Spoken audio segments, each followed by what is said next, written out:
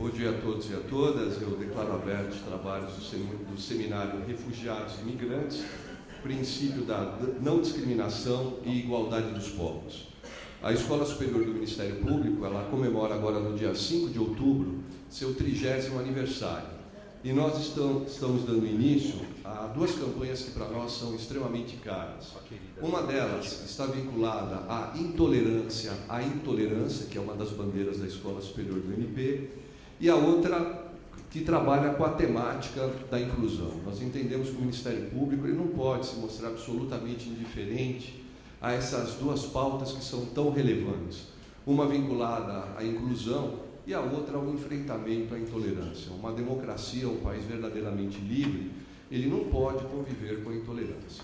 E o melhor modo de combater a intolerância é discutir justamente o acesso à união entre os povos. E para isso é que nós vamos realizar esse seminário que para nós é tão importante.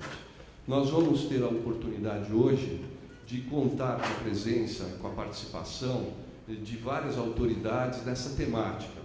E a palestra inaugural, ela foi conferida à nossa magnífica reitora da PUC de São Paulo, a professora doutora Maria Amália Pierre Bibi Andery. Porque a PUC de São Paulo está representada hoje não só pela professora Amália, mas também pela professora Cláudia Carralho, a professora Cláudia Carralho é pró-reitora de Educação Continuada. Porque a PUC ela tem uma tradição de resistência democrática, uma tradição de inclusão, uma tradição de luta incessante junto a essa pauta vinculada à área de direitos humanos. E me parece que o modo mais claro que isso se visualiza hoje é por intermédio da atual gestão da reitoria. A professora Amália, que é mestre e doutora, tem uma carreira acadêmica absolutamente destacada na área da psicologia, ela, na verdade, hoje ocupa uma situação que vai além de ser professora. Ela é uma educadora, é uma pessoa comprometida com a temática dos direitos humanos e que tem desenvolvido uma gestão de vinculação a essa temática e, sobretudo, ao ponto que hoje é objeto de debate aqui, que diz respeito aos refugiados. No próximo dia 20 de junho, nós teremos o Dia Internacional dos Refugiados. E se nós queremos realmente trabalhar com a ideia de uma sociedade inclusiva, de uma sociedade que não tenha condições de tolerar a intolerância, esse tema ele tem que ser enfrentado. Ele tem que ser enfrentado e, sobretudo, tem que ser visualizado com muita clareza a título de política pública. Aí entra o papel do Ministério Público. Não é? O Ministério Público ele tem uma atuação muito importante nessa área. Nós temos destacados colegas atuando na promotoria de direitos humanos e uma das facetas do enfrentamento dessa questão passa efetivamente pela promotoria de direitos humanos.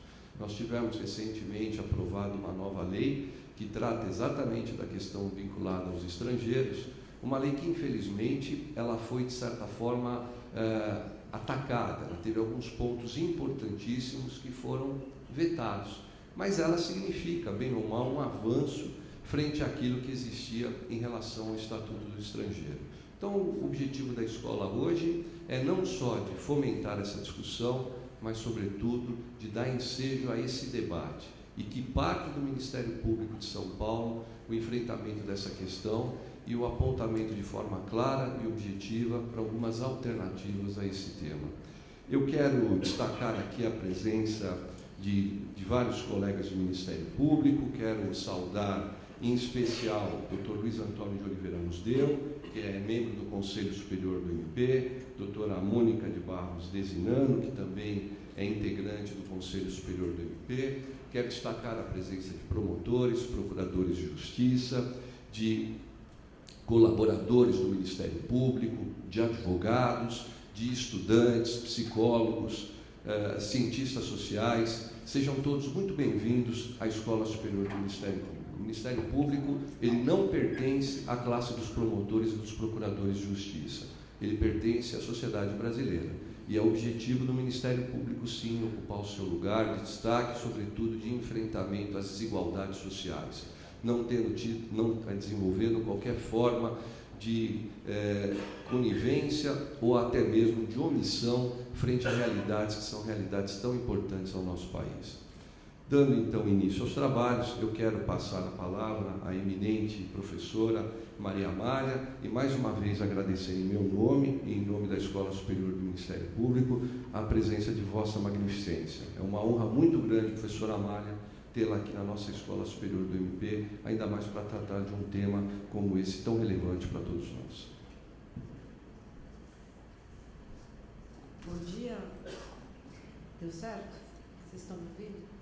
Então, eu quero, inicialmente, bom dia a todos, a todas. Eu, antes de começar a falar sobre o tema, quero agradecer muitíssimo à escola e ao professor da Ponte. É a PUC que está honrada com o convite e, em nome da PUC, eu quero agradecer ao convite que é um convite para a nossa instituição.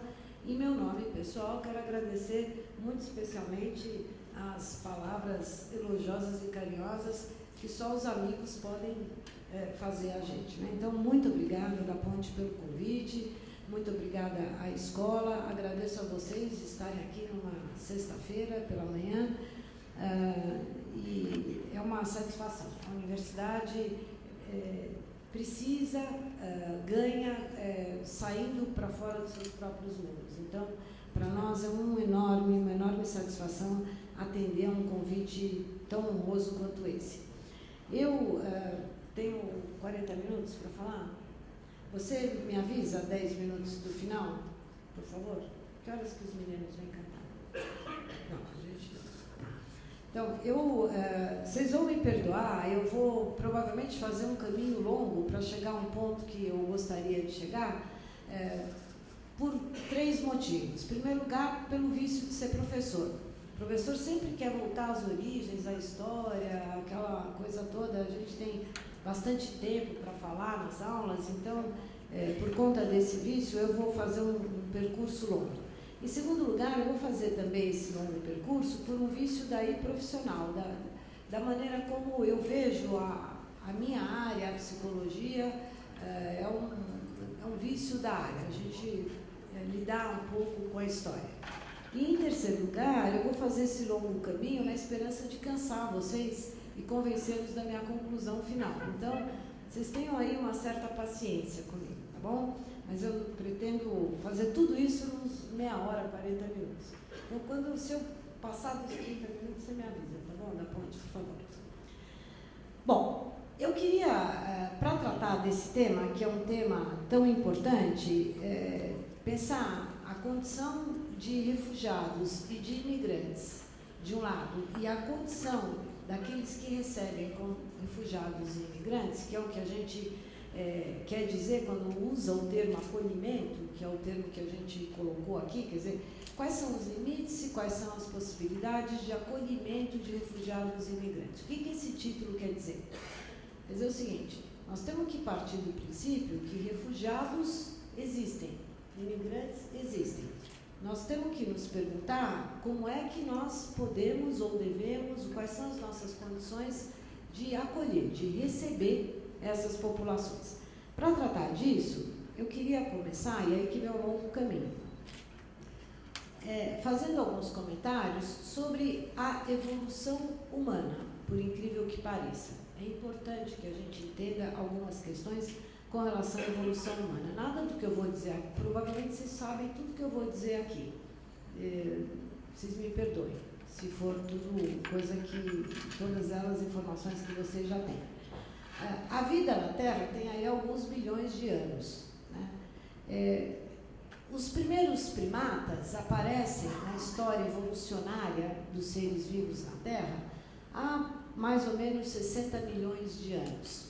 E por que é importante falar dos primatas? Porque os primatas, a evolução dos primatas, uma característica importante dos chamados primatas, que hoje a gente identifica com, desde o macaquinho sagui até nós mesmos, né? Somos todos primatas, a característica, talvez uma das características mais relevantes dessas espécies e que é responsável pelo sucesso evolucionário dessas espécies é a chamada, que os biólogos chamam de socialidade. O que quer dizer isso? É a capacidade que essas espécies têm e a necessidade para a sua própria sobrevivência de ter essa capacidade de reconhecer o outro, reconhecer e depender do outro, né? Então, os primatas, todos os primatas têm, e é por isso que a gente se identifica tanto com todos eles. Todo mundo gosta de um chimpanzé, todo mundo acha interessante um orangotango, todo mundo gosta de um pequeno sagui, né? O que há nesses animais que os torna parecidos conosco e que os tornou muito especiais? É essa socialidade, né? O reconhecimento de que outros membros da espécie são parte do seu ambiente social. Então, o ambiente social se torna importante para os primatas, porque os primatas dependem do ambiente social para sobreviver. Cada indivíduo depende de estabelecer relações com outros indivíduos do grupo, ou esse indivíduo não sobrevive. A ideia do Tarzan, um cara que está sozinho no mundo, é uma ideia impensável do ponto de vista da espécie humana. Pois muito bem. Os primatas, então, existem há mais ou menos 60 milhões de anos.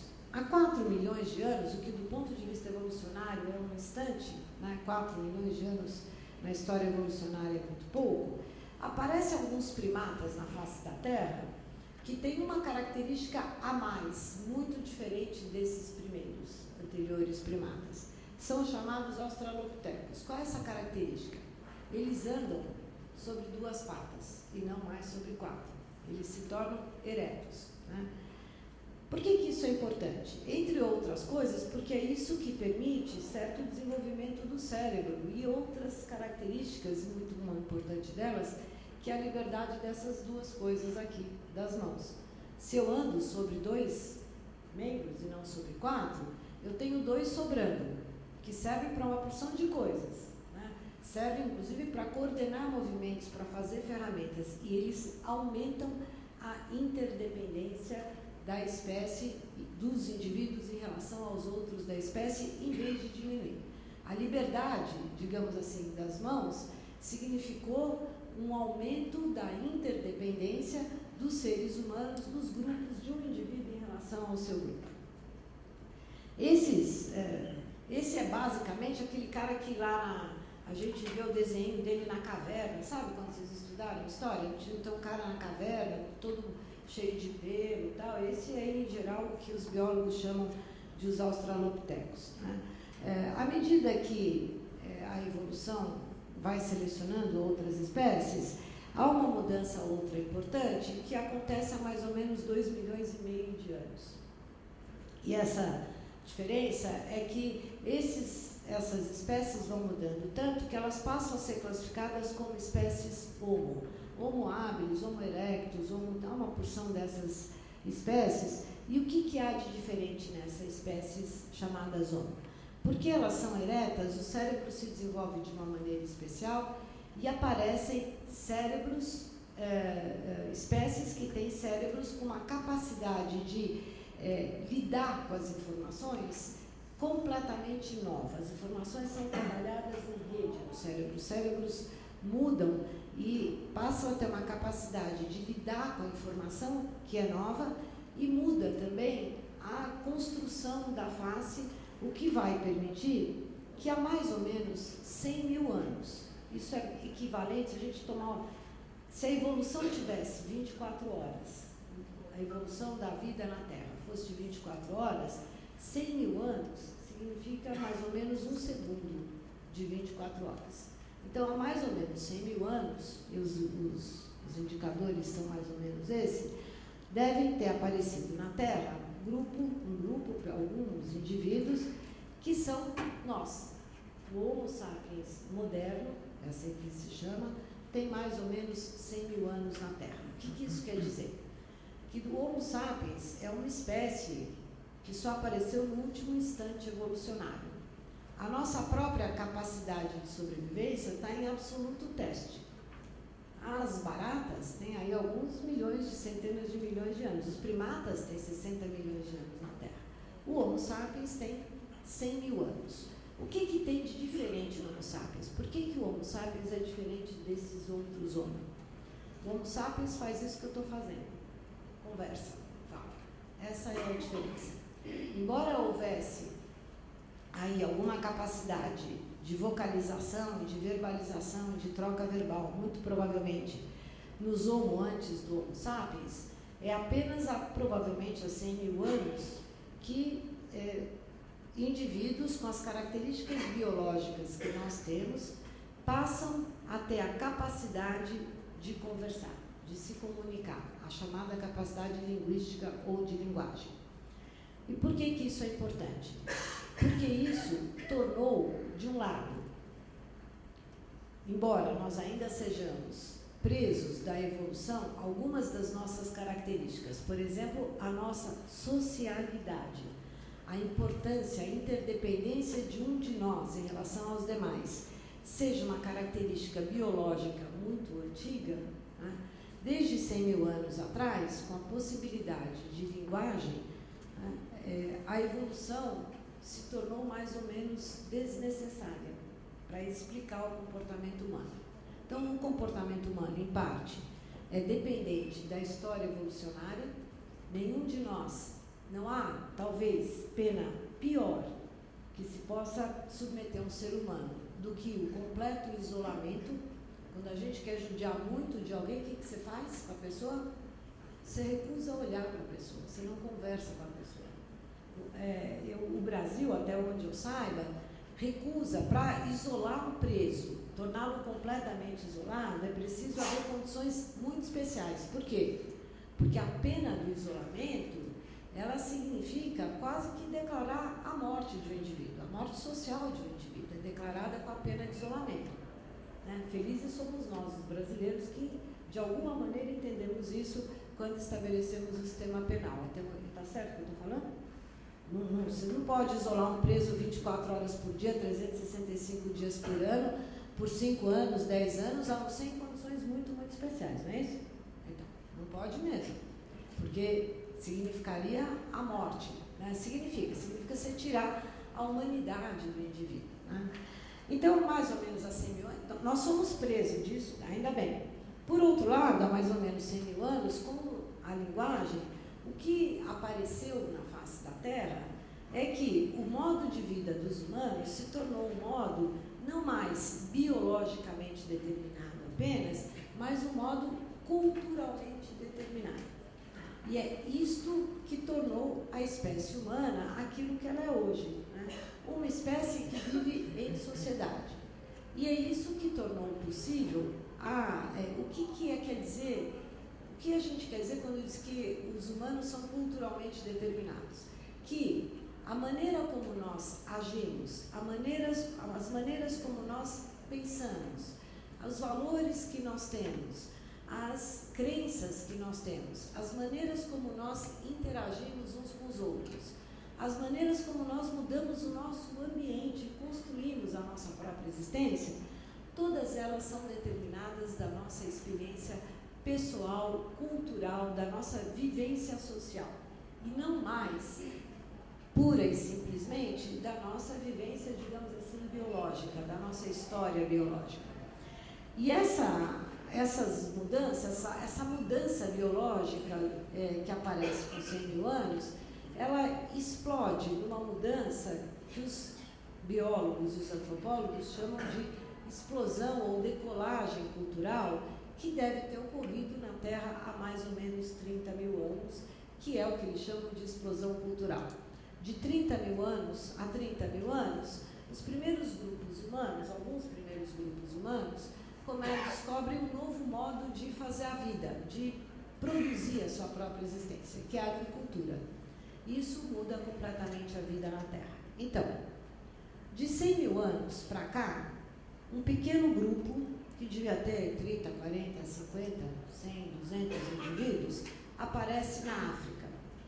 E, desde 100 mil anos para cá, esse pequeno grupo, que vive à maneira que biologicamente foi selecionada, vai mudando, vai se transformando, porque culturalmente se transforma, e esse pequeno grupo começa a migrar da África para a Ásia, para o Oriente Médio, do Oriente Médio para a Ásia Maior, da Ásia Maior pelo estreito, que eu não sei como é que chama, Bering, né, para as Américas e de outros fluxos migratórios para a Europa, e em 100 mil anos, esse grupo, que devia ter algumas centenas de indivíduos, se torna um grupo de 7 bilhões de indivíduos. E esse grupo, que vivia em alguma região subsaariana da África, se torna um grupo de indivíduos, de 7 bilhões de indivíduos, que vive em todos os climas, em todos os ambientes da Terra. Não vive ainda no oceano e não vive ainda na Lua. Mas então, o que a gente tem é uma espécie que se torna eminentemente uma espécie, que é uma espécie eminentemente social, que é uma espécie cultural, que passou a habitar todos os rincões da Terra e, desse ponto de vista, é uma espécie extremamente bem-sucedida. Mas que, ao mesmo tempo que é uma espécie bem-sucedida, é uma espécie que criou para si problemas enormes, né? E hoje a gente tem o seguinte dado: nós temos mais ou menos 7 bilhões de seres humanos no planeta. O Brasil tem 210 milhões, mais ou menos, desses 7 bilhões, mais ou menos 3% da espécie, portanto tem aí uma importância, mesmo que a gente fosse meros biólogos, não é uma subespécie em extinção, digamos assim, em risco de extinção. E o que é importante é que esses 7 bilhões de indivíduos, desses 7 bilhões, mais ou menos 250 milhões, estão migrando, eles estão indo de um lugar para outro. E mais ou menos 65 milhões, portanto, quanto que é 65 milhões e 7 bilhões? 1% deles não só estão migrando, não estão no seu lugar de origem, mas não podem mais estar no seu lugar de origem. Estão em algum lugar outro que não é o seu lugar de origem e não podem voltar ao seu lugar de origem.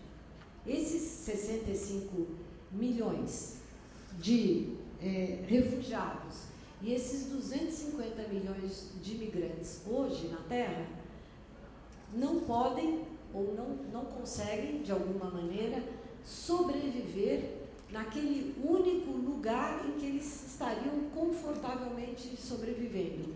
Que seria que lugar? O lugar em que eles nasceram, o lugar que eles cresceram, o lugar em que as relações sociais que eles aprenderam originalmente, em que eles estão confortáveis com as suas relações sociais. Então, o que nós temos hoje no mundo? Nós temos um conjunto importante da nossa população que não pode sobreviver financeira e economicamente, não pode sobreviver do ponto de vista das suas origens e da sua cultura familiar, da sua educação, do seu código de conduta, do seu código de disciplina, não pode mais viver no seu lugar de origem. E o Brasil é um dos lugares para onde esses indivíduos, que chamemos de refugiados ou de imigrantes, eu sei que existe uma distinção legal entre refugiados e imigrantes, esses indivíduos, então, vêm ao Brasil. Nós temos hoje esses dados: 7 bilhões de pessoas na Terra, 210 milhões delas brasileiros.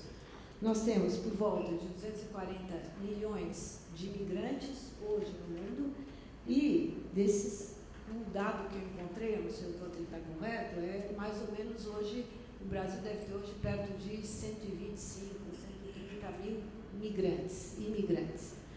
E nós temos 65 milhões de refugiados, dos quais talvez 9 mil no Brasil. O que isso significa?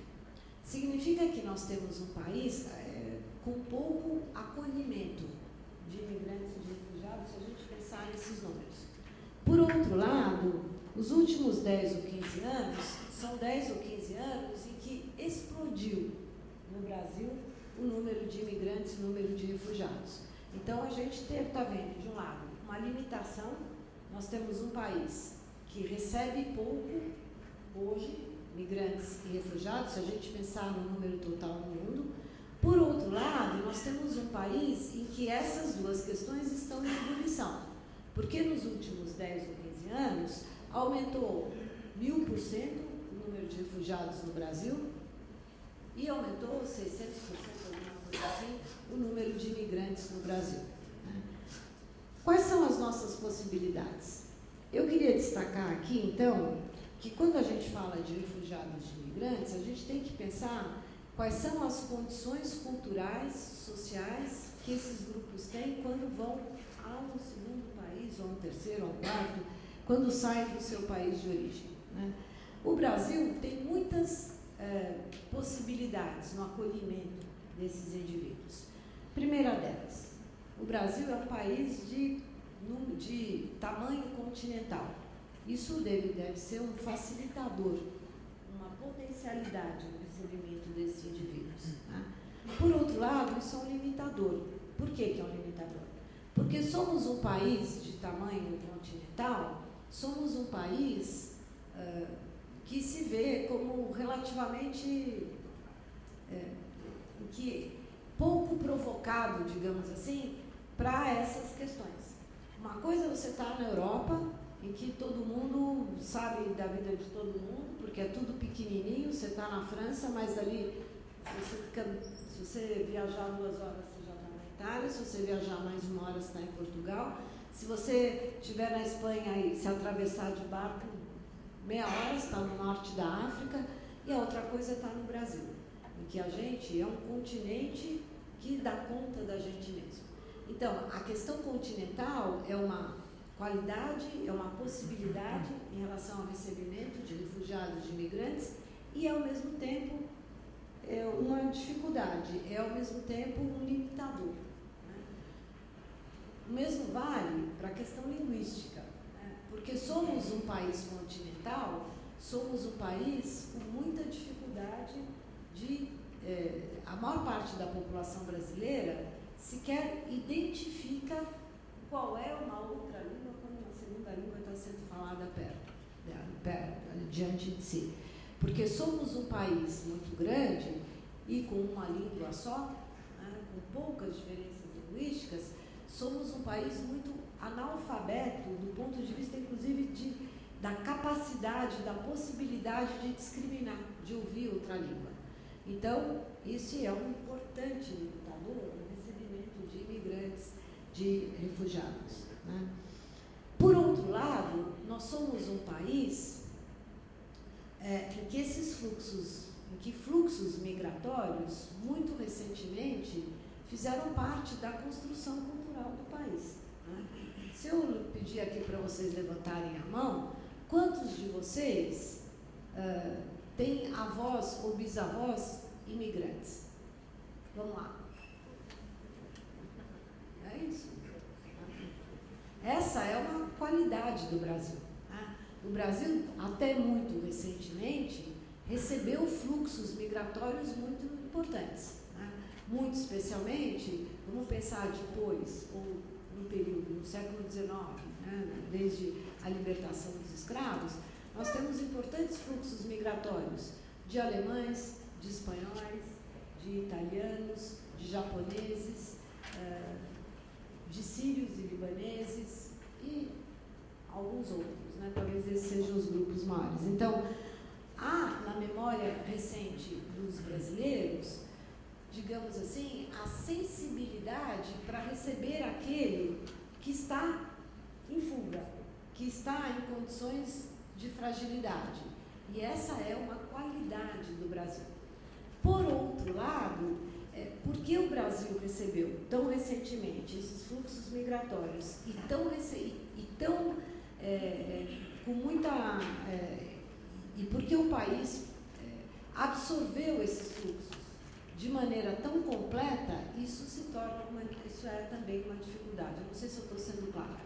De um lado, nós temos na nossa memória recente a ideia de que o imigrante e o refugiado se tornará muito facilmente um brasileiro, porque receber bem alguém é torná-lo parte da sua comunidade. De outro lado, porque nós já nos abrasileiramos tão completamente, nós temos uma certa dificuldade de receber bem aquele que é diferente, que não fala a nossa língua e daí por diante. Não sei se está claro isso. Então, aquilo que é uma qualidade, aquilo que é uma possibilidade, é também um limitador. Né? Deixa eu ver aqui como é que eu estou no tempo. Estou no tempo bem? Então, nós temos que pensar a questão de acolher refugiados e imigrantes, e eu gostaria de falar de ambos os grupos simultaneamente, pelo menos no primeiro momento. O Brasil tem condições favoráveis para esse acolhimento e tem condições desfavoráveis para esse acolhimento. Né? Portanto, nós não temos, portanto, um rumo certo para essa questão. Alguns países do mundo que indiscutivelmente têm condições desfavoráveis para esse acolhimento. Outros países do mundo indiscutivelmente têm condições favoráveis para esse acolhimento, por muito difícil que possa parecer. O Brasil tem ambas, tem condições favoráveis e tem condições desfavoráveis. O que eu quero dizer com tudo isso é que, portanto, é uma decisão nossa, da nossa população, das nossas instituições, como nós vamos fazer. Nós seremos um país que acolhe imigrantes, e muito especialmente refugiados, que hoje são um problema importantíssimo no mundo. De maneira marginal porque em números muito pequenos, em condições muito especiais, muito particulares.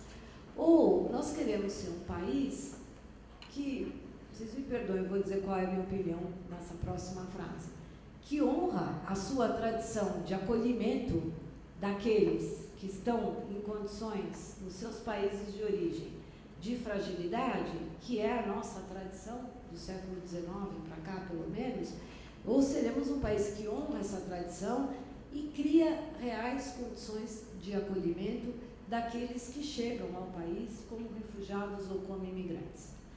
Eu diria que essa é uma decisão política. Nós temos boas condições favoráveis e temos condições muito desfavoráveis para fazer isso. Portanto, acolher refugiados, acolher imigrantes no século XXI no Brasil é uma decisão política, é uma decisão de cada um de nós. E é uma decisão política que tem custos importantes. Tem custos econômicos, obviamente, mas tem custos sociais e tem custos culturais.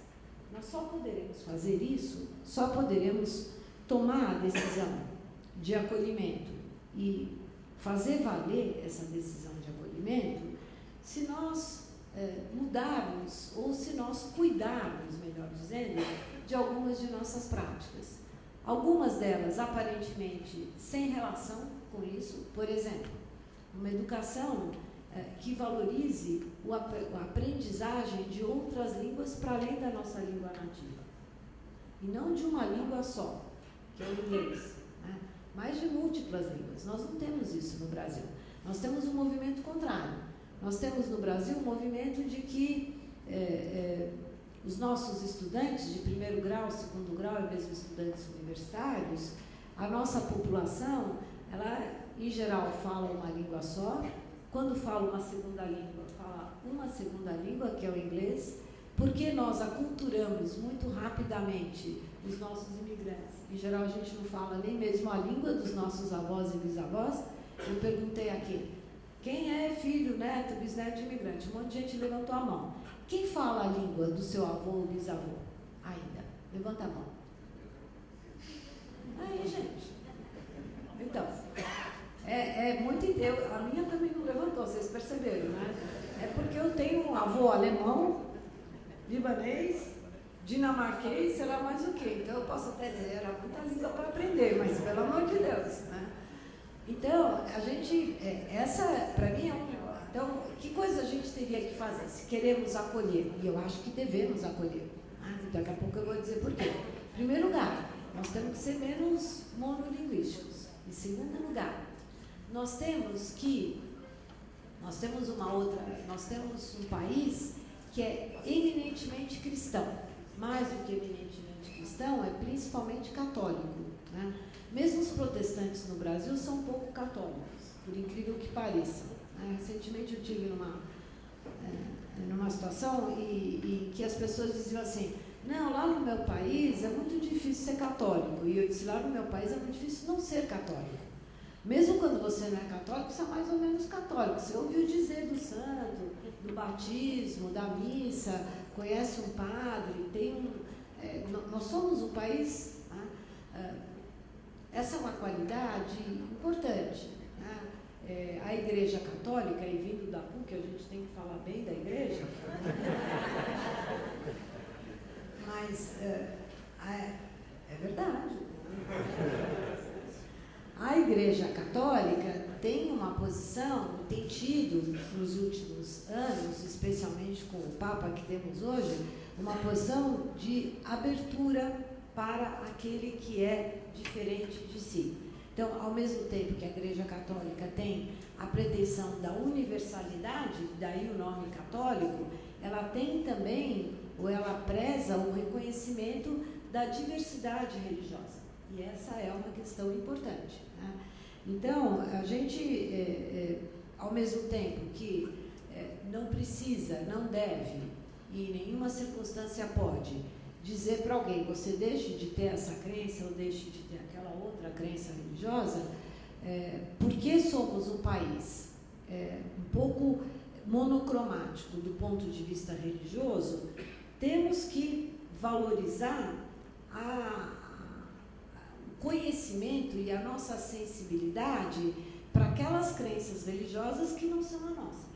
E essa é uma questão, uma segunda questão importante, se quisermos melhorar ou incentivar ou aprofundar o nosso acolhimento de refugiados e de imigrantes hoje. A terceira questão que eu acho que a gente tem que cuidar é que o Brasil tem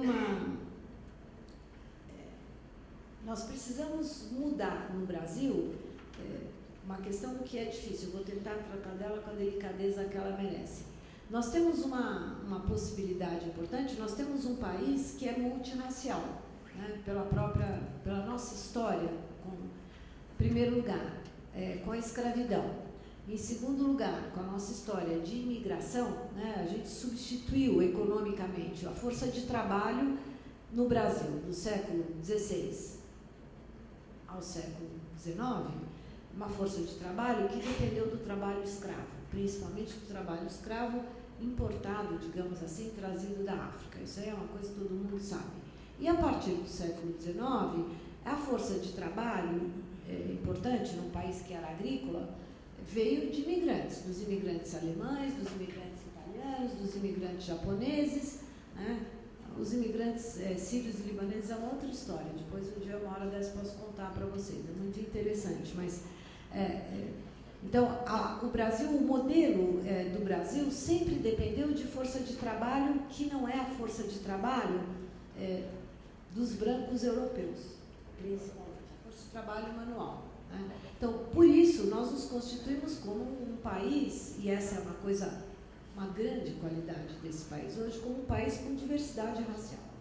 Com diversidade, e isso é uma qualidade enorme. No mundo hoje é uma qualidade enorme em qualquer grupo humano. Por outro lado, nós temos uma dívida histórica que nós não conseguimos pagar. Com os nossos, pelo menos, com os nossos descendentes de escravos e com os nossos descendentes de indígenas. Nós não conseguimos pagar essa dívida hoje. Tanto é que até hoje, e hoje essa é uma questão importante, as políticas de cotas, as políticas de inclusão são políticas essenciais para o nosso país, essenciais para todos nós, para aqueles que estamos do lado dos privilegiados e para aqueles que estão do lado daqueles que foram esquecidos pela população. Agora, se nós não enfrentarmos isso, muito menos nós enfrentaremos a questão dos refugiados e dos imigrantes que hoje chegam ao Brasil. Então, esse é um terceiro ponto importante. Né?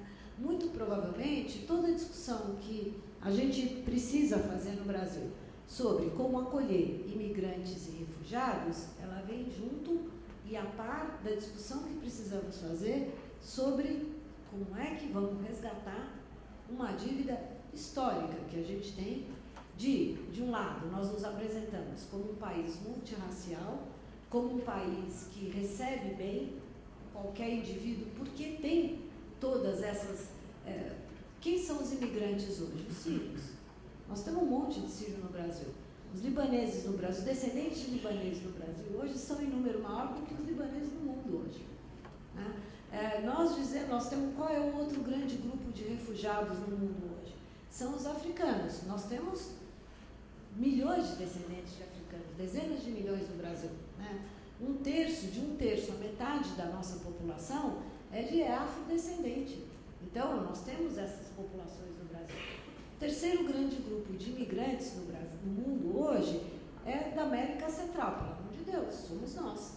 Nós somos os nossos migrantes e refugiados haitianos, colombianos, venezuelanos, bolivianos que chegam ao Brasil.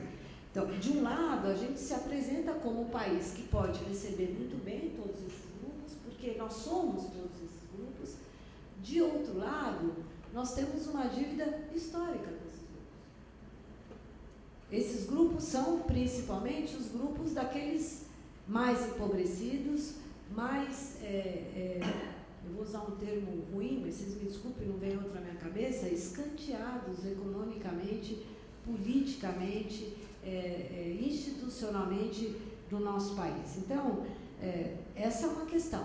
Né? Nós temos que, na educação das nossas crianças, dos nossos jovens, nós temos que, na organização das nossas instituições, nós precisamos, na própria definição das nossas políticas, considerar essa questão.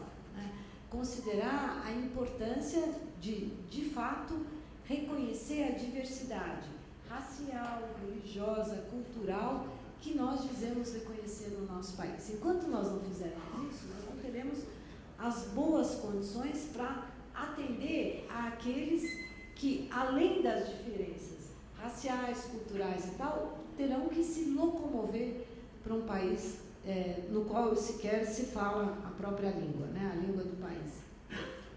A quarta questão, então eu falei de 3 coisas que eu acho importantes. Né?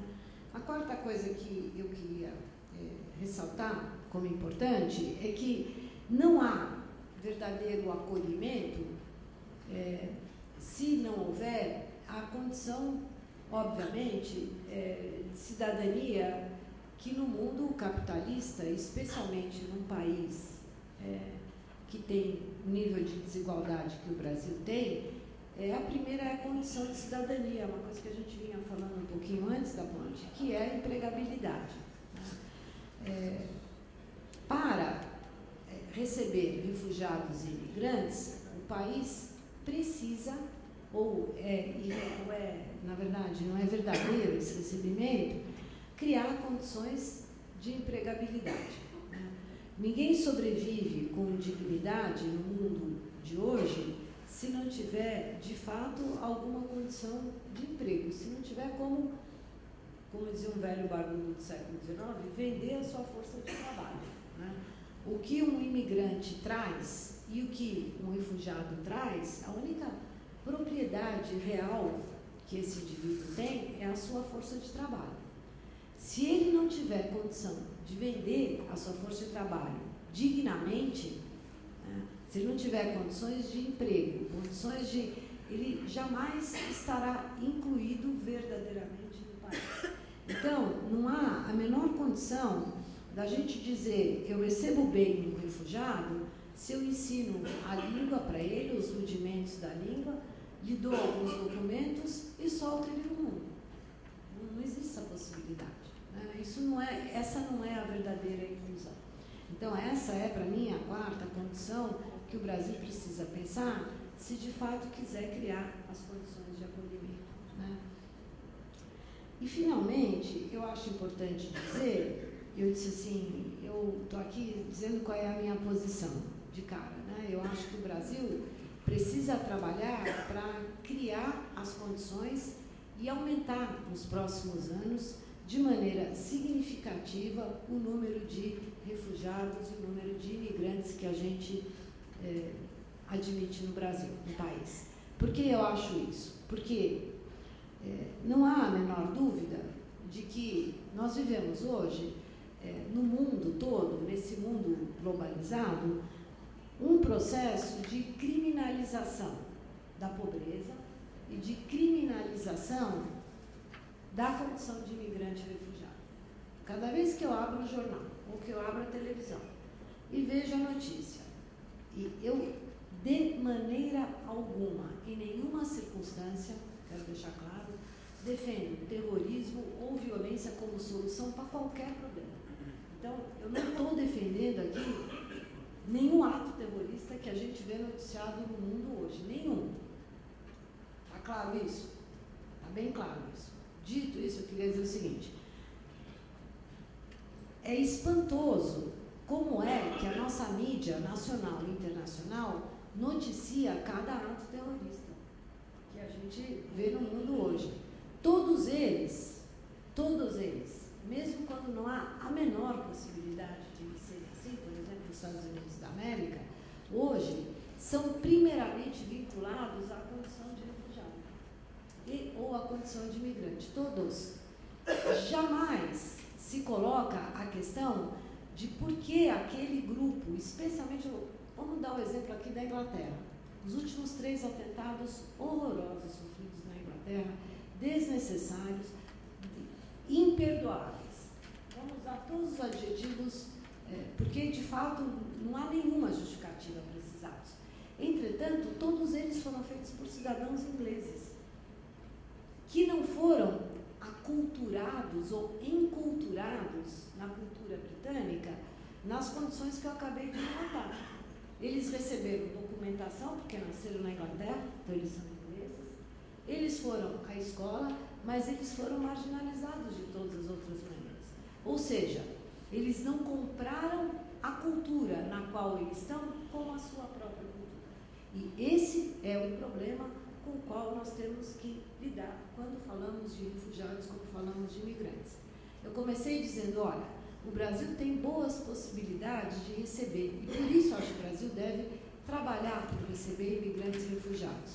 Por quê? Porque a nossa história mostra a nossa capacidade de fazer isso, daquilo que eu estou chamando de enculturar, de colocar de fato, de inserir de fato na nossa cultura aqueles que chegam como estrangeiros da nossa cultura, os imigrantes e refugiados. Nós fizemos isso. Nós aqui, todos aqueles que levantaram a mão naquela primeira pergunta, são resultado dessa nossa capacidade brasileira, eminentemente brasileira. Os europeus não têm tido essa capacidade. Nós podemos chegar lá. Agora, para isso, nós temos que cuidar das nossas instituições, da maneira como nós lidamos com as nossas, e nós precisamos reconhecer as nossas dificuldades linguísticas, culturais e de desigualdade, né? Mas eu acho que nós temos essa capacidade, nós temos essa possibilidade e nós podemos ensinar ao mundo como é que se faz. Porque nós já fizemos isso do século XIX para cá, com os imigrantes sírios, com os imigrantes alemães, com os imigrantes italianos e daí por diante. Então, nós poderíamos fazê-lo de novo se tivermos ou se fizermos, tomarmos a decisão política de fazê-lo. Ou seja, se nos planejarmos para fazer. Porque não vai dar valsa, deixando a coisa acontecer de maneira não planejada, aí a gente certamente acabará numa situação parecida com aquela que a Europa tem hoje. Eu acho que o Brasil pode ser uma exceção. O Brasil não precisa seguir o modelo americano, que é um modelo que, do meu ponto de vista, simplesmente recusa discutir a questão, e também não precisa seguir o modelo europeu, que, de um lado, diz acolher o imigrante ou o refugiado e, de outro lado, exclui, né? E exclui de maneira a produzir uma violência contra si mesmo. Eu acho que o Brasil tem toda a condição de fazer diferente, mas vou insistir. Para isso a gente tem que tomar uma decisão política, e essa decisão política é a decisão de como é que nós formamos os nossos filhos, como é que nós educamos os nossos estudantes, como é que nós abrimos caminho das nossas instituições, entre elas no nosso sistema jurídico, no nosso sistema judiciário. Acho que é isso.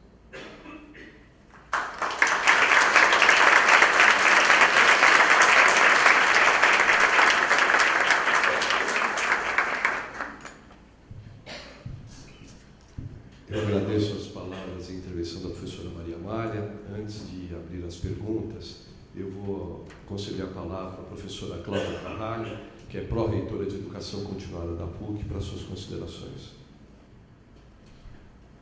Primeiramente, queria louvar com entusiasmados elogios pela iniciativa da escola, cumprimentar o professor Carlos da Ponte, professor da PUC, de pós-graduação e da graduação, que muito nos honra, como integrante do grupo docente. Tem cursos também na educação continuada, e por trazer, então, um tema tão relevante para o dia a dia, que é esse da não discriminação e igualdade dos povos, um tema atual, não é? E cumprimentar a professora Amália, que nos brindou com uma perspectiva crítica diferente do nosso tema jurídico, percorrendo um histórico que nos convence, de fato, da necessidade de acolhimento, até mesmo como acolhimento do diferente, até mesmo como uma possibilidade efetiva de evolução como ser humano, não é? Conviver com o diferente, compreender essa perspectiva, contribui para o nosso aprimoramento como sociedade, como ser humano, não é? Eu até comentei com o professor da Ponte que eu queria falar 5 segundos, para não comprometer a próximo evento, eu vi as nossas crianças acordaram tão cedo hoje para estar aqui. Então, na verdade, a minha fala é de agradecimento e cumprimento pelo evento.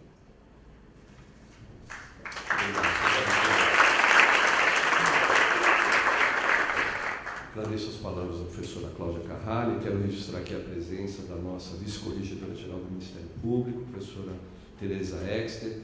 E agora nós vamos partir para a segunda parte, que são as questões. Gostaria de saber se há algum questionamento. Vou passar a palavra para o nosso colega Luiz Antônio de Oliveira nos deu. Professora, bom dia. Eu também cumprimentá-la pela excelente discussão, aprendi muitíssimos dados do passado. A questão que me coloca é uma questão que me preocupa muito, acho que talvez nos últimos 30 anos. E a gente vê no movimento uma implementação tecnológica, na qual o ser humano passa a ser descartado do ponto de vista da produção. E do meu modo, isso está muito ligado, essa percepção, ela está muito ligada aos movimentos xenófobos que estão sendo desenvolvidos, que estão sendo aparecendo nos comentários nos últimos anos. Então, até me permito fazer um paralelo com o que a professora colocou. Esta necessidade, esta insistência da direita europeia, da direita americana, em tentar prender a ideia de que todo migrante do Oriente Médio seria um terrorista em potencial, ela tem que substrato uma certa vontade de deixar que as pessoas fiquem longe para não roubar os benefícios dos empregos dos seus ditos cidadãos, seriam os europeus de origem, os americanos, os vascos, etc. Isso, para mim, acho que cria uma cultura da intolerância, uma cultura de ódio, de ressentimento, e ela vai comprometer tudo isso que se construiu num ponto de vista mais solidário, talvez nos últimos 70 anos. Eu gostaria de saber como é que a senhora vê essa questão.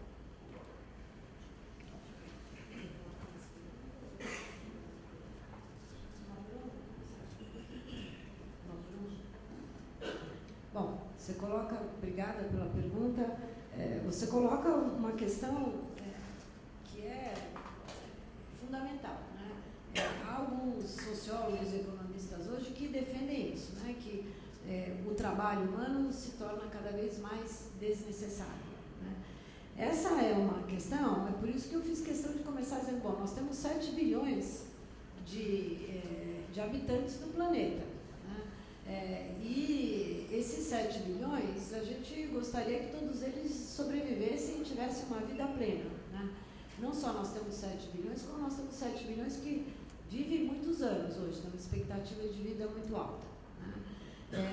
Não há dúvida que a direita, como você disse claramente, eu agradeço até que você diga claramente, né? Americana, europeia, hoje defende exatamente isso, né?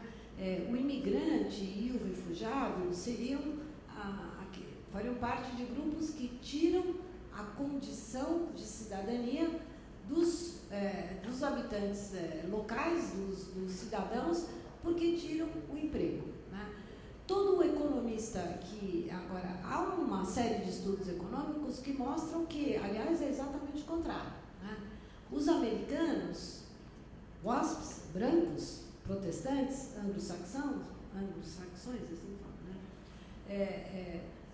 Não querem fazer o trabalho que os mexicanos fazem. Na verdade, se você oferecer a eles o trabalho que os mexicanos fazem, esse trabalho será não feito, porque é o trabalho na agricultura, é o trabalho, é o que eles chamam de o trabalho manual, né? É o lavador de prato e tal. O mesmo vale para a Europa, né? O europeu, o inglês, de origem inglesa, não quer fazer o trabalho, mas, por outro lado, ele vê aquele que chega como alguém que lhe tira o trabalho. Então, existe, sim, no mundo hoje, uma dificuldade importante, que é como é que vamos resolver a questão de dar trabalho a todos aqueles que estão que são parte da população economicamente ativa, potencialmente. Esse é um problema no mundo hoje, né? Muitos países do Ocidente vivem hoje com taxas de desemprego da ordem de 20%, 25%. Então, este é um problema.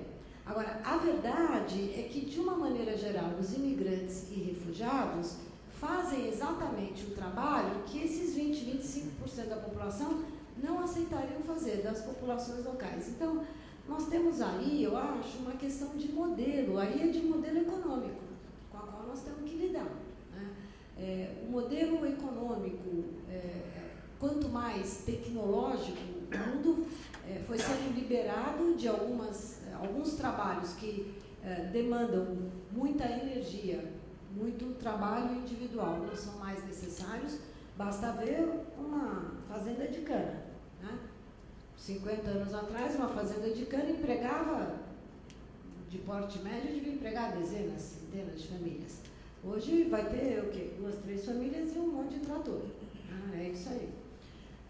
Entretanto, eu acho que a questão que se coloca aí é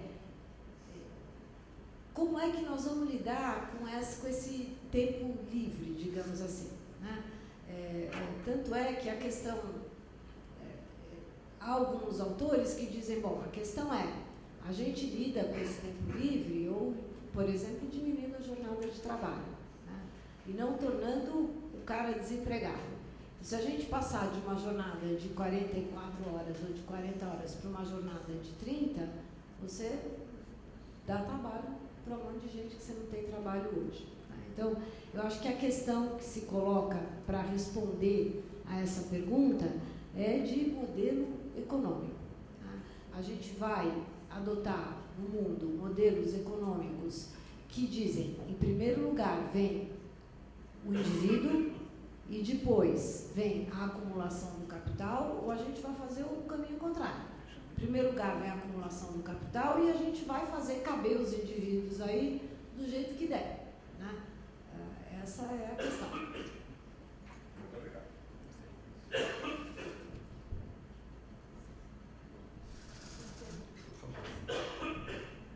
Meu nome é Cátia, sou assistente do Ciência Universidade de São Paulo. Nessa questão do trabalho, o Brasil, aí, estrutura do Brasil, a questão do desemprego. O próprio Ministério Público do Trabalho tem que ver com a atuação em relação ao trabalho escravo. Como é que o Brasil pode ter essa estrutura de apoio? Por exemplo, nós estamos vendo agora a Venezuela também. A questão do ar, da quadrilha de fronteiras, está ficar, não tem como sobreviver ali, daquela forma como eles estão. E o próprio trabalho escravo que a gente vê aqui mesmo, perto da gente, em São Paulo, né, nos bolivianos. Então, como a gente oferece apoio se o próprio país ainda não tem essa questão disso? Acho que pode ser. Vamos trabalhar com um grupo de perguntas que talvez seja mais fácil para conseguir. Eu sou Eduardo Felipe, participando de pesquisa de gestão e política da fé. No meu lado economista, e ampliar aquela pergunta relativamente à obra que fez nós temos uma coisa na sociedade que os sociólogos já chamam de sobrantes. Os sobrantes são aqueles que sobram, né?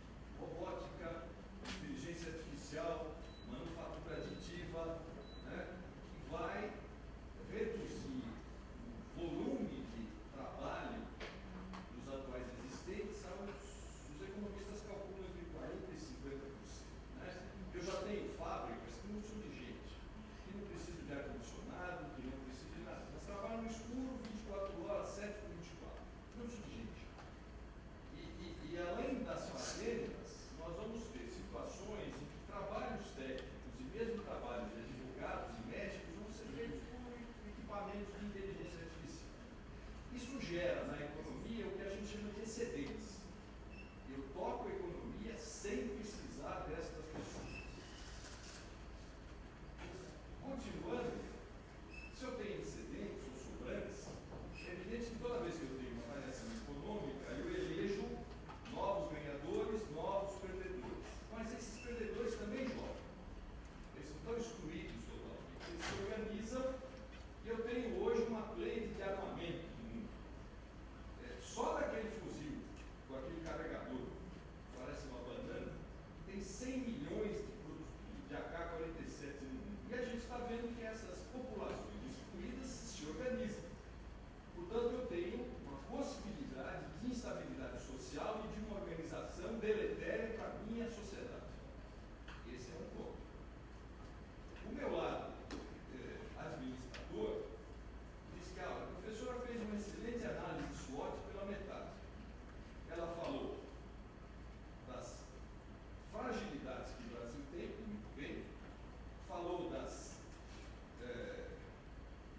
virtudes que o país tem, muito bem, e faltou falar das oportunidades que esses imigrantes nos trazem e das ameaças.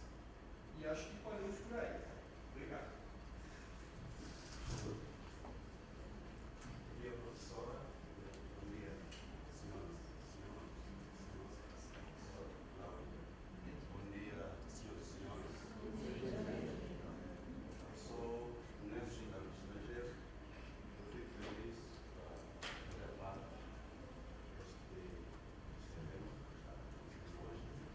Sugeri que ele falasse no microfone na frente, porque não estamos ouvindo. Por favor, se puder, Você fala bem alto.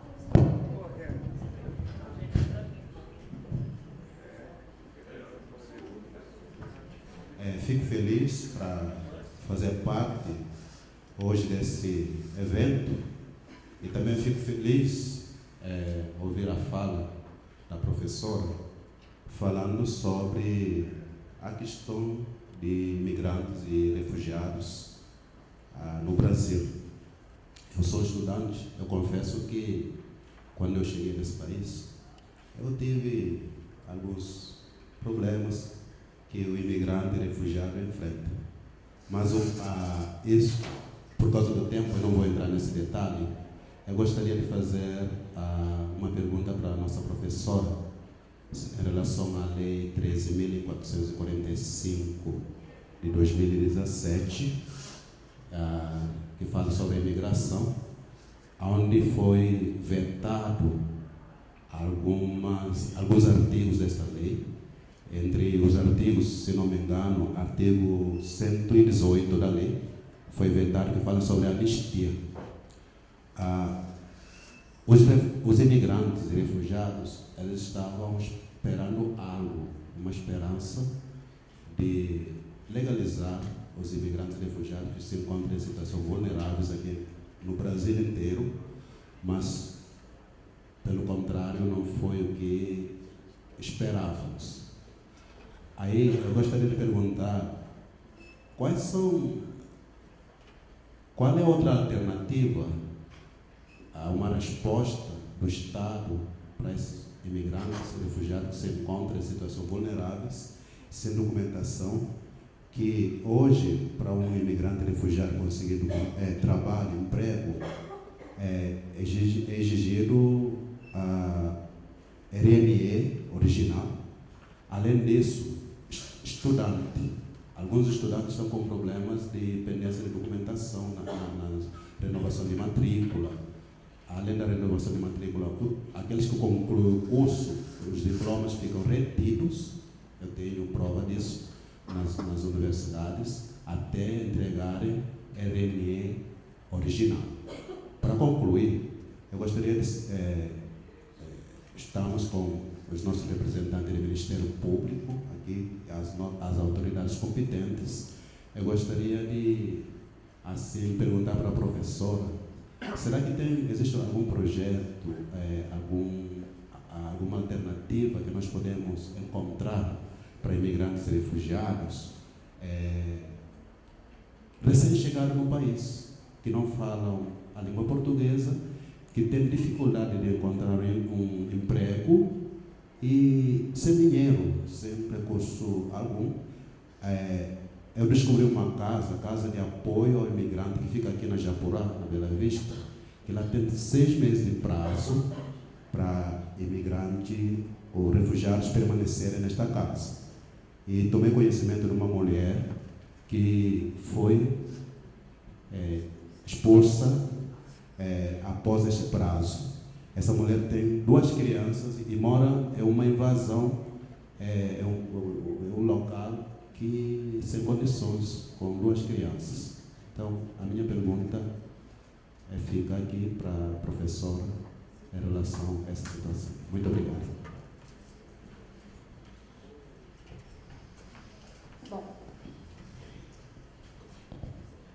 Bom, um dia eu queria ser presidente do Brasil, porque daí podia fazer umas coisas que não dá. Mesmo assim, é isso. Bom, em primeiro lugar, a pergunta da Kátia, né, sobre a questão do o que fazer com as condições de trabalho que são condições infra-humanas, ilegais, né? O Brasil até hoje tem trabalho que é definido como trabalho escravo, né? Eu insisti muito na minha fala que a nossa questão é primeiramente uma questão política, e eu vou insistir nisso, ela é uma questão política, né? Nós temos que ter no Brasil políticas sérias, que deveriam ser políticas de Estado e não de governo, com relação à questão do trabalho e das condições de trabalho para os nossos trabalhadores, porque essa questão que você coloca, Kátia, é de trabalho, que é trabalho escravo, boliviano na cidade de São Paulo, os migrantes que vêm do Haiti, que vêm da Venezuela e da Colômbia, na região norte do Brasil, né, são questões... Do meu ponto de vista, o país tem que lutar incansavelmente contra essas questões, né?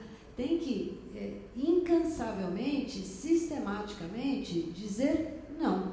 Não importa se o dono da fábrica, da fazenda, tal, tem poder político ou não. A verdade é que o Brasil tem sido muito... o país, enquanto país, não lidou com a questão dessas condições de trabalho, que eu estou chamando como questões de Estado. Então, a depender do governo, a depender do interesse que oscila numa democracia, né? Os grupos que estão no poder variam, a força com que se luta contra essas questões também tem variado, né? A verdade é essa. A verdade é que alguns governos são muito mais firmes na tentativa de coibir condições como essa, e outros são muito mais lenientes. Enquanto isso for aceitável politicamente pela nossa sociedade, isso vai continuar acontecendo. Então, nós também temos um papel aí, né? Nós temos que dizer, há coisas que são inaceitáveis, né? Há coisas que culturalmente nós não aceitamos. Culturalmente, há questões que não se discute. Não se discute se alguém tem ou não. Tomemos uma criança pequena que você vê a foto dela, é uma criança pequena em condição de subnutrição. Não há brasileira, não há ser humano que não reaja a uma condição dessa, né?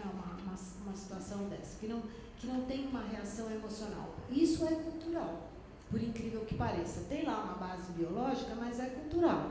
Quer dizer, nós, entre aspas, evoluímos socialmente e culturalmente de maneira tal que essa é uma foto inaceitável. O trabalhador, no meio de uma fazenda ou numa fabriqueta, aqui, vizinho, que trabalha 17 horas, 16 horas por dia, que só vai no Parque Ibirapuera depois que escurece, para a polícia não pegar ele porque não tem documento.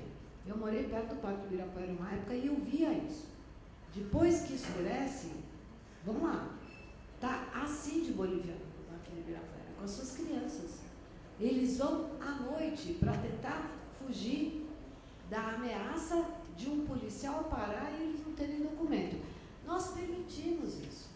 Então, eu acho que é uma questão, para mim, que tem que se tornar uma questão na política de Estado. Agora, nós somos um país de 210 milhões de habitantes. Nós temos, sim, condições de oferecer emprego para os 9 mil, para os 10 mil refugiados que a gente tem.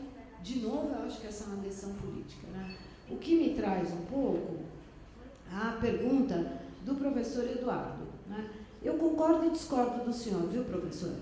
É verdade, nós vivemos aí se quisermos assim, uma revolução tecnológica do final do século XX para o século XXI nos sistemas produtivos, né?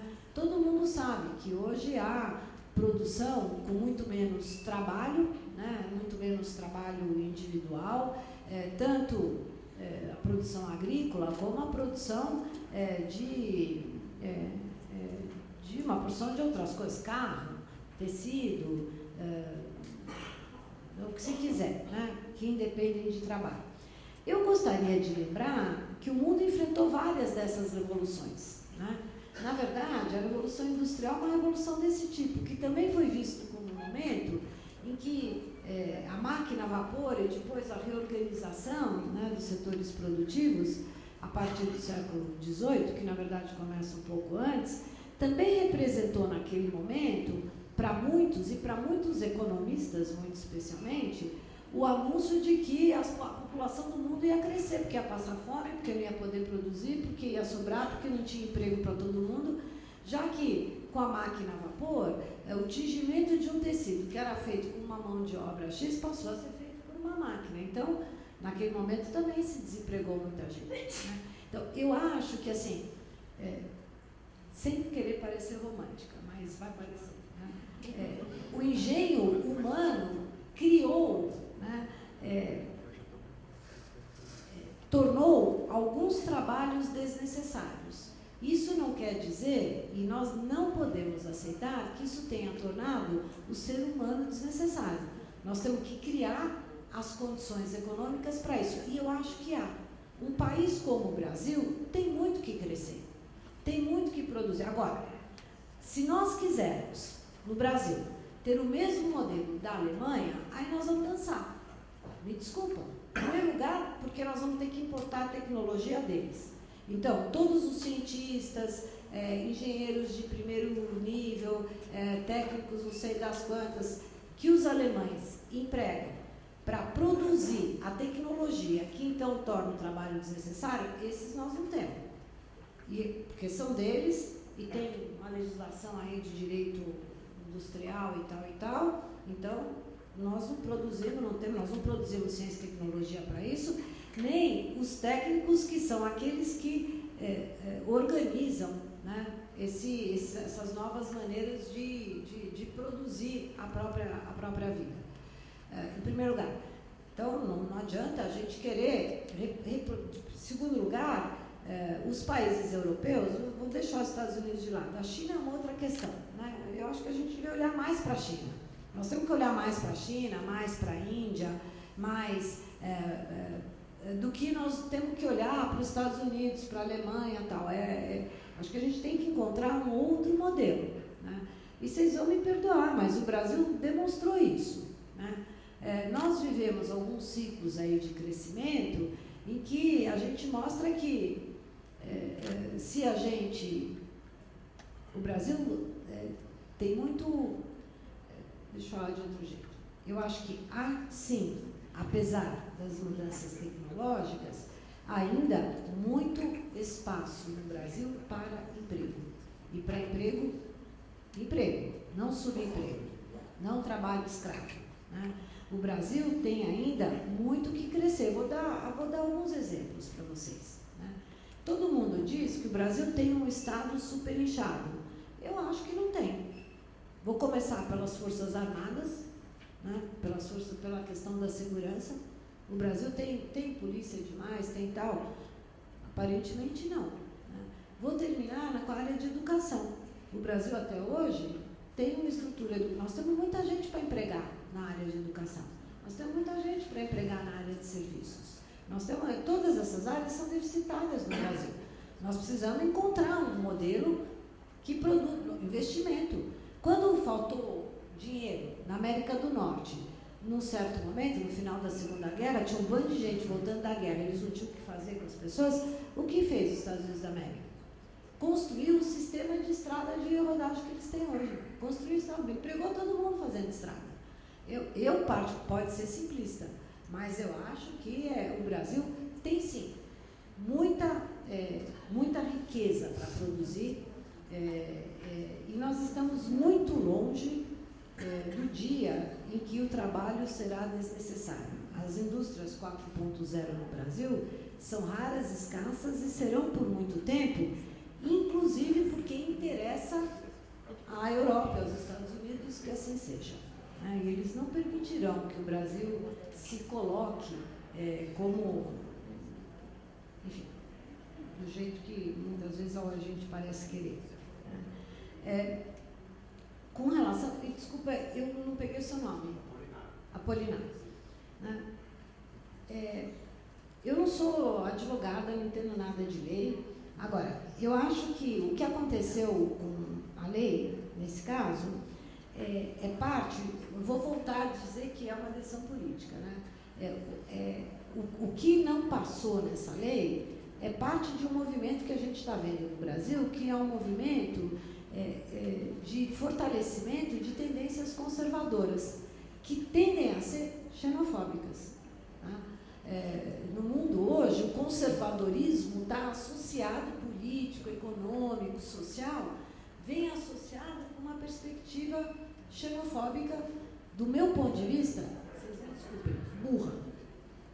Burra porque é isso, porque não produz a diversidade, porque vê fronteiras onde elas não existem, vê dificuldades que estão na cabeça da gente mais do que no mundo real. Então, eu acho que o que aconteceu com essa legislação é parte desse movimento maior que o Brasil enfrenta hoje, né? Então, é uma questão política, e acho que ações como essa que o Ministério Público faz hoje são parte... A resposta para a sua pergunta está aí. Nas organizações da sociedade civil, nas nossas organizações, a nossa estrutura social, a partir da pressão que essas organizações e esses grupos fizerem, que a gente tem chance de devolver à lei aquilo que ela trazia de benefícios para os imigrantes e refugiados, né? Eu, antes de ser reitora da PUC, fui pró-reitora de pós-graduação. Eu sei do que você está falando. Muitas vezes a gente tinha ali estudantes da América Latina, da África, com dificuldade de fazer matrícula por conta desse bendito desse RME. O estudante vem ao Brasil com uma bolsa, a universidade lhe dá uma bolsa, ele é selecionado por mérito no programa de pós-graduação e a gente não consegue matricular. Porque tem que ter não sei o que, um tal do papelzinho que chama RME, né? Que é posso estar falando vários. É a carteira de identidade, digamos assim, né? Do estudante estrangeiro, do imigrante, demora 2 anos, às vezes, para aparecer. E agora veja só a condição. A pessoa entrou legalmente no país, foi selecionado no programa de pós-graduação, não uma universidade que digamos, não é de esquina, que não é tal, não há dúvida de que aquela seleção foi legítima, tem uma bolsa de estudos, muitas vezes financiada pelo próprio Estado brasileiro, uma bolsa CAPES, CNPq, e você não pode matricular o cara. Então, me desculpa, esse é o problema de vocês têm que resolver isso para vocês, sistema jurídico brasileiro. Essas são as coisas inacreditáveis no Brasil, né? Então, a questão legal de como o que os americanos chamam de empapelar, de dar papel, de dar documento, de documentar o estrangeiro, é uma questão jurídica importante e ela é uma questão que é preliminar a tudo mais. Então, você tem absoluta razão, né? E num país que demora 2 anos para dar o RME, a casa de acolhimento não pode dar 6 meses para a pessoa ficar. Não há a menor condição de ser assim, né? Então, eu diria para você, a gente hoje depende muito, inclusive, de ONGs, né, que chama mais ONG, Organização da Sociedade Civil. Muitas vezes os nossos imigrantes e os nossos refugiados dependem do apoio. Agora, eu acho que cabe sim, de novo, é uma questão de vontade política, né? De vontade política aí agora do sistema jurídico brasileiro, né? E do sistema e do Estado brasileiro, de não é desburocratizar no sentido usual do termo, mas é de criar mecanismos, porque quando você obriga um imigrante a ficar 2 anos na, entre aspas, ilegalidade, porque não lhe dá o documento, você está dizendo para ele: eu não quero você aqui, me desculpa. Você não está dizendo outra coisa, está dizendo isso, eu não o quero aqui. Porque ninguém pode ficar numa vida que tem uma previsão de 50 anos, 2, depois de uma situação traumática, porque ninguém migra de um país para o outro, mesmo quando... Nós temos uma coisa chamada migração de cérebro. O cara é um PhD, vai lá para os Estados Unidos fazer curso de bioquímica, não sei das quantas, não volta nunca mais. Porque ele é um bom estudante, ele é ótimo, e aí, rapidamente, as empresas levam esse cara embora, né? Não volta nunca mais. Isto não é feito sem trauma. Então, veja, é alguém que escolheu estudar fora, ganha um excelente emprego, tem a oportunidade de um excelente emprego. Mesmo este indivíduo, a decisão de ficar num país que não é o seu país de origem, sempre é uma decisão traumática.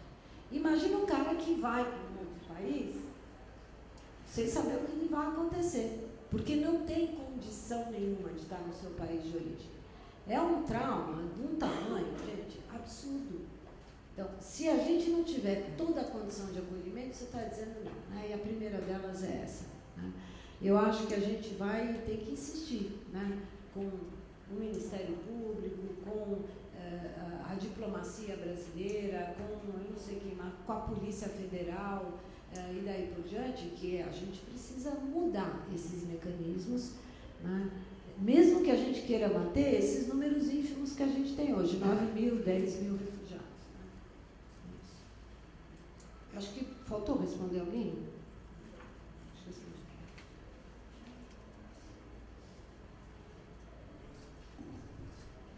Eu gostaria de agradecer a participação da professora Maria Amália, agradecer a presença da professora Cláudia Carralho. E eu gostaria de fazer menção, no encerramento dessa fala da professora Amália, uma prática que ocorre em alguns países. Não é? Ouvindo a professora Amália, eu me lembrei disso. Existem alguns países, e Cuba adota essa estratégia educacional, que todas as vezes que o professor dá uma aula, o aluno depois ele responde, passa uma folha em branco e ele coloca em uma frase aquilo que ele entendeu da aula, o que, na verdade, traduz a aula. E ouvindo a professora Amália falando sobre integração, sobre política de direitos humanos, eu me lembrei de uma frase do Arnaldo Antunes, não é? Que eu acho que ela consegue dimensionar bem essa aula que a professora Amália nos deu essa manhã, não é? É que o seu olhar melhora o meu, não é? Ou seja, o olhar da professora Amália, ele tem um condão de despertar a consciência de cada um de nós para essa questão tão importante e de que o Ministério Público, evidentemente, ele não pode se furtar. Muito obrigado, professora. Foi uma grande honra ter tido a oportunidade de contar com a sua aula essa manhã. Eu queria pedir ao professor Pedro Henrique Demercian, que é um dos coordenadores do nosso curso de especialização em Direito Penal, juntamente com o professor Alexandre Rocha, que entregasse à professora Maria Amália o certificado de participação nesse evento da Escola Superior do Ministério Público.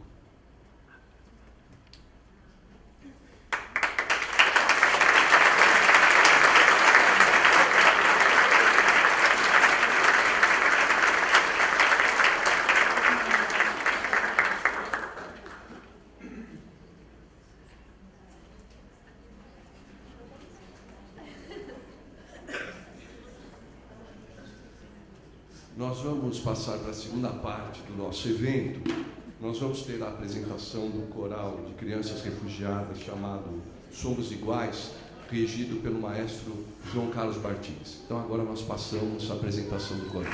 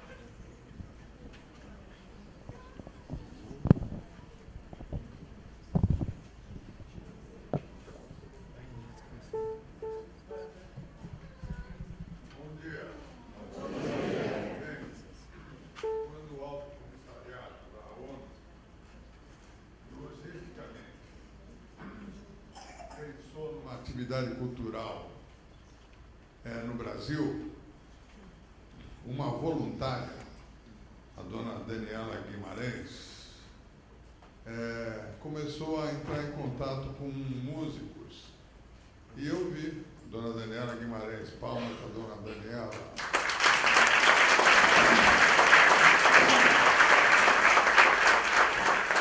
Eu vi uma carta dela. Quando eu vi a carta, eu telefonei imediatamente para ela e falei: não é só você como voluntária, tem um velho maestro que também será voluntário da sua dedicação, junto com a dedicação que você tem.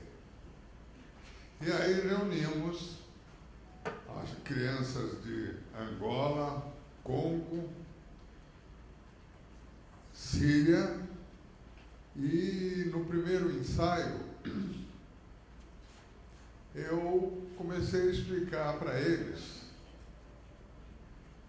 que mesmo que possam ter diferenças, que Deus é um só. E eles, aos poucos, foram se entrosando, emocionante. Fizemos a estreia no Tribunal de Justiça. Estão todo sábado, estão trabalhando na fundação, com uma professora. E eles vão mostrar para vocês como a música pode unir povos e gerações.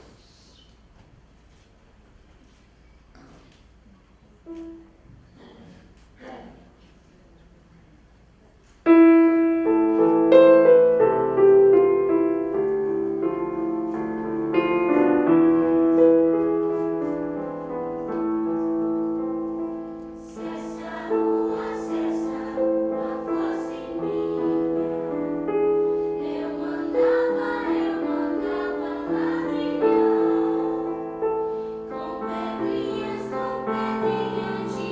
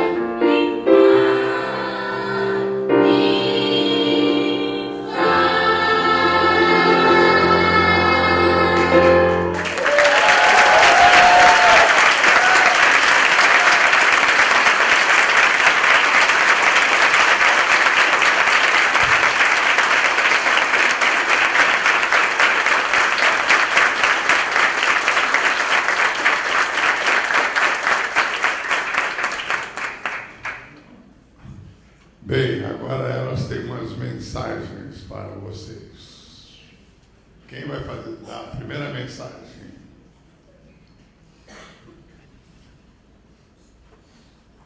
Bom dia. Nós, africanos muçulmanos, fazemos parte desse coral pelo respeito que existe entre nós. Merci beaucoup.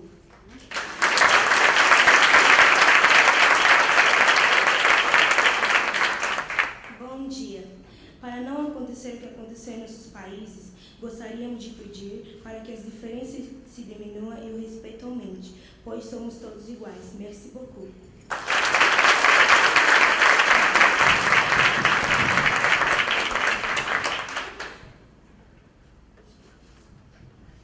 Queremos que mais crianças refugiadas possam fazer parte do coral Somos Iguais. Merci beaucoup.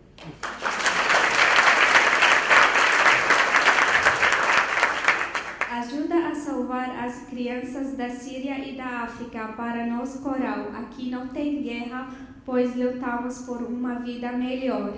Shukran.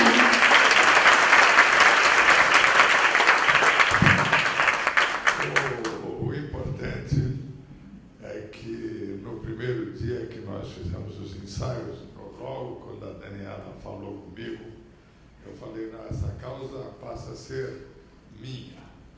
E no primeiro dia, quando nós nos encontramos, fomos percebendo a união de todos.